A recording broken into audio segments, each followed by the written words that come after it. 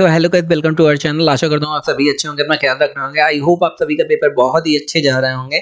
आप सबकी तैयारी भी बहुत अच्छी चल रही होगी। प्रिपरेशन बहुत अच्छे से करना है जिससे नंबर भी बहुत अच्छे बने, लाइक 20 या 22 प्लस नंबर ही लाने हैं, जिससे मेरिट पे नाम आ जाए।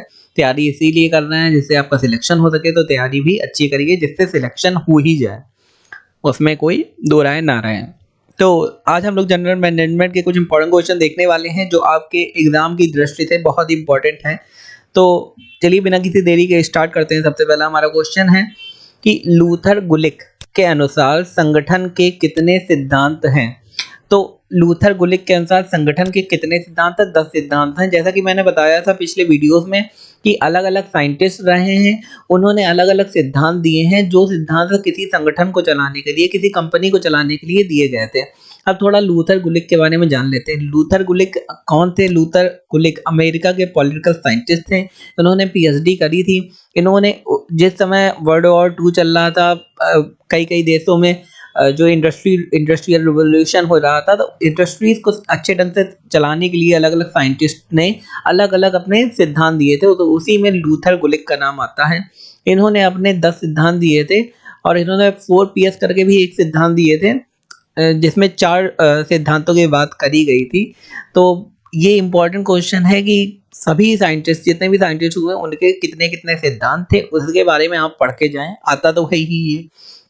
आगे, किसी लक्ष्य अथवा लक्ष्यों के समूह की ओर निर्देशित क्रियाओं में संतुलन बनाए रखना क्या कहलाता है? वो नियंत्रण कहलाता है। सिंपल सी बात है, अगर कोई लक्ष्य है या लक्ष्यों का कोई समूह है, मतलब ग्रुप ऑफ टारगेट्स, उसमें जो भी क्रियाएं होती हैं वो निर्देशित ही होती हैं। कोई एक टारगेट होता है, उसे आपको अचीव करना पड़ता है। तो उसमें संतुलन बनाए रखना क्या होता है? नियंत्रण। अगर नियंत्रण नहीं होगा तो आपका काम अच्छे से नहीं हो पाएगा, आपका जो एम है, लक्ष्य है, वो आप पूरा नहीं कर पाएंगे। आगे देखते हैं, सामाजिक मनोवैज्ञानिक संगठन किस प्रकार के संगठन हैं। तो सामाजिक मनोवैज्ञानिक संगठन जो होते हैं वो अनौपचारिक संगठन है। अब लिखा ही है जहाँ सामाजिक की बात है। औपचारिक वो होता है जो कहीं कंपनी की बात हो, कहीं किसी ऑर्गेनाइजेशन की बात हो, वहाँ पे जो भी आप करते हैं, चाहे वो बातचीत हो, चाहे वो संप्रेषण हो, जैसा कि मैंने पढ़ाया था, वो औपचारिक रहता है। और जहाँ पे भी आप कंपनी या किसी ऑफिशियल जगह से निकल जाते हैं, सामाजिक दृष्टिकोण में देखते हैं, तो वो सब अनौपचारिक संगठन कहलाते हैं। तो ये क्या है? सामाजिक मनोवैज्ञानिक संगठन अनौपचारिक है, क्योंकि ये समाज के बारे में बात कर रहे हैं। यहाँ पे कोई औपचारिकता आपको नहीं निभानी। रचनात्मक कार्यात्मक संगठन किस प्रकार के संगठन के भाग होते हैं? तो ये औपचारिक संगठन की भाग होते हैं, क्योंकि यहाँ पे रचनात्मक कार्यात्मक दिया गया है। रचनात्मक कार्यात्मक का मतलब आप समझ ही रहे होंगे। आपको रचनात्मक कहाँ पे, रचनात्मकता कहाँ पे दिखानी पड़ती है? किसी ऑर्गेनाइजेशन में दिखानी पड़ती है। तो इस प्रकार के संगठन का नाम अनौपचारिक संगठन के अंडर में आएंगे। तो ये आपको समझना होगा कि कौन सा संगठन कौन से किसमें आ सकता है। आपको पढ़ने के बाद समझ में आ जाएगा। संगठन का अर्थ है कि कर्मचारियों की व्यवस्था करना ताकि कार्य और उत्तरदायित्व के उचित विभाजन द्वारा निर्धारित उद्देश्यों को सफलतापूर्वक प्राप्त किया जा सके। ये कथन किसका है? सिंपल सी बात है, लिखा है। संगठन का अर्थ इन्होंने सीधा सीधा बता दिया है कि कर्मचारियों की व्यवस्था करना। सिंपल सी बात है, आपको स्किल्ड वर्कर चाहिए जो जिन्हें काम आता हो, ताकि कार्य और उत्तरदायित्व के उचित विभाजन, मतलब कार्य और उत्तरदायित्व सबका बांटा जा सके कि आपका ये काम है, आपका वो काम है, और उससे जो भी हम लोगों ने एम रखा है, निर्धारित उद्देश्य रखा है, जो भी टारगेट रखा है, उसे सफलतापूर्वक प्राप्त किया जा सके। ये कहा है जॉन एम गॉस ने। तो ये आप दोबारा पढ़ लीजिए अगर आपको कंफ्यूजन हो। नकारात्मक अभिक्रिया का उद्देश्य क्या है? नकारात्मक मतलब नेगेटिव, कुछ भी हो रहा है तो भय से अभिप्रेरित करना।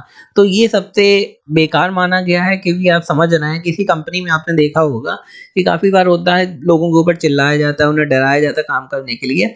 तो भय से अभिप्रेरित करना, उन्हें डरा के काम करवाना, तो ये नकारात्मक अभिक्रिया का काम है, क्योंकि ये लंबे समय तक नहीं टिक पाता। आपको मोटिवेशन ही देना पड़ेगा जिससे कर्मचारी अच्छे से काम करेंगे। प्रबंधकीय कार्यों की सफलता कुशल संचार पर निर्भर करती है। यह कथन किसका है? तो प्रबंधकीय कार्य, जो भी प्रबंधन के कार्य होते हैं, वो उनकी सफलता किस पे निर्भर करती है? कुशल संचार। अगर आप अच्छे से काम कर रहे होंगे, अच्छे से संचार माध्यम होगा, तो आपका प्रबंधन भी सफल होगा। तो ये किसने कहा था? थियो हैमन ने। तो प्रबंधकीय कार्य याद रखिए और कुशल संचार याद रखिए और इनका नाम याद रखिए, थियो हैमन। आगे, जब व्यवसाय में लेन-देन हेतु इलेक्ट्रॉनिक तरीका प्रयोग किया जाता है तो ये क्या कहलाता है? ई-कॉमर्स। ई-कॉमर्स से आपके दिमाग में तुरंत आता होगा फ्लिपकार्ट, अमेज़न, ये बड़ी-बड़ी साइटें। तो इसमें ई-कॉमर्स नाम आपने काफ़ी बार सुना होगा। तो बेसिकली ई-कॉमर्स होता क्या है? ई-कॉमर्स का बेसिकली काम ही यही होता है कि भाई जितना भी लेन-देन है वो सब इलेक्ट्रॉनिक कर दिया जाए। ऑनलाइन लेन-देन हो तो उसे ई-कॉमर्स लेन-देन कहा जाएगा। आगे देखते हैं विपणन। विपणन प्रबंध क्या होता है? मार्केटिंग की विचारधारा का जन्म किस देश में हुआ था? तो विपणन की विचारधारा का जन्म भाई अमेरिका में हुआ था। अमेरिका में मार्केटिंग के ऊपर सबसे ज़्यादा ध्यान दिया गया था क्योंकि ज़ाहिर सी बात अमेरिका एक कैपिटलिस्ट कंट्री है, पूंजीवादी कंट्री है। तो यहाँ पे जर्मनी में भी रहा किसी टाइम, जब जर्मनी में रिवॉल्यूशन हुआ था तो उसके बाद जर्मनी 2 बार काफ़ी बड़ी अर्थव्यवस्था बना था। तो धीमे-धीमे अलग-अलग कंट्रीज़ में रिवॉल्यूशन आया और वहाँ पे विपणन की व्यवस्था करी गई। फिर से बता रहा हूँ, विपणन माने मार्केटिंग।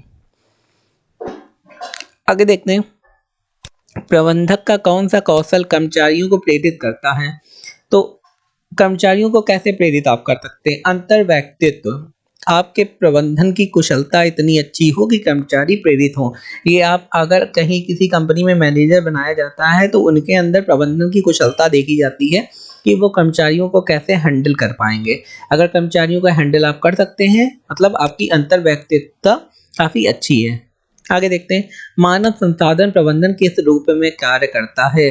तो सिंपल सी बात है, शीर्ष प्रबंधन और कर्मचारियों के समन्वय के रूप में कार्य करता है।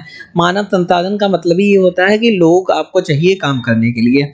तो शीर्ष, उसमें शीर्ष अधिकारी भी होंगे भाई, उसमें नीचे काम करने वाली भी होंगे और शीर्ष अधिकारी नीचे काम करने वालों को समान रूप से काम वितरित करेंगे और उन्हें अपने टारगेट अचीव करने की प्रेरणा देंगे, बताएंगे उन्हें क्या करना है। आगे देखते हैं, किसी वस्तु के मूल्य निर्धारण को मुख्य रूप से कौन सा तत्व प्रभावित करता है? तो मांग। देखो सिंपल सी बात है, अगर मांग ज़्यादा होगी तो कंपनियां क्या करती हैं? मूल्य बढ़ा देती हैं। अगर मांग कम होती है तो मूल्य भी घटा देती हैं जिससे और ज़्यादा प्रोडक्ट बिचे।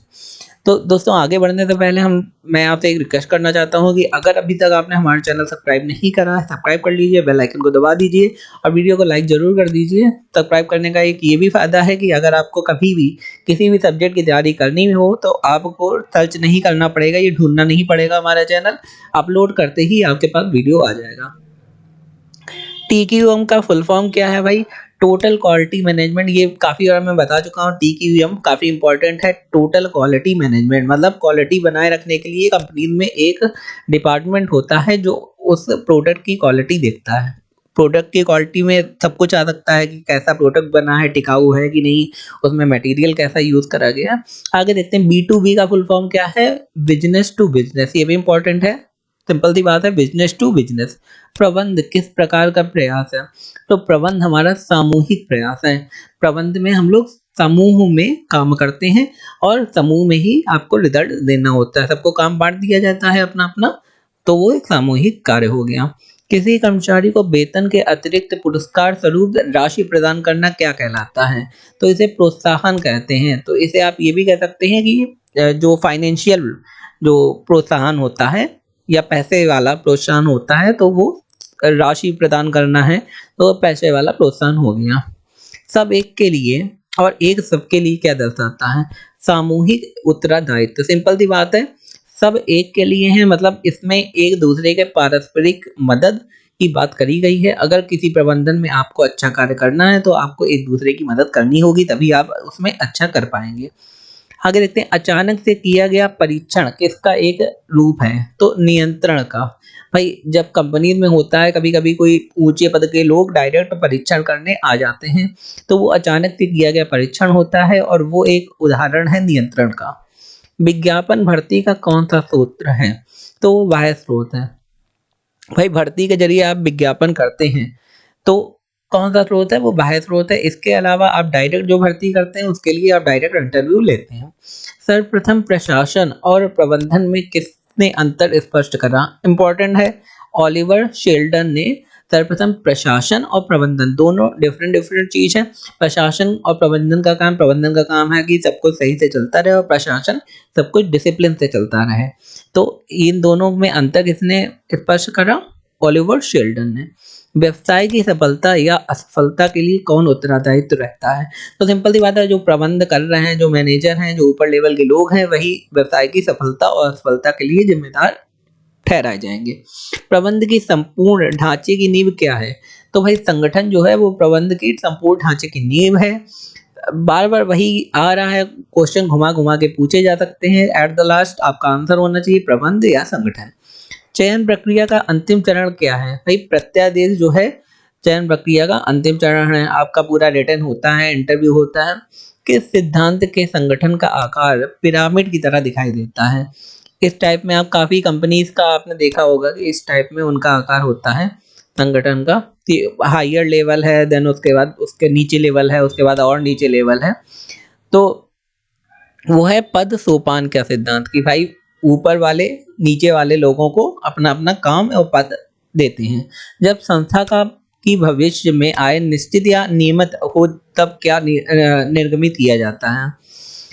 तो वो ऋणपत्र या बॉन्ड किया जाता है। यह देखना कि कार्य योजना के अनुसार चल रहा है या नहीं चल रहा है, किसका कार्य है? तो वो नियंत्रक का कार्य है। सिंपल सी बात है, कार्य आपको देखना है कि योजना के अनुसार आपने जैसा सोचा है वैसे चल रहा है कि नहीं।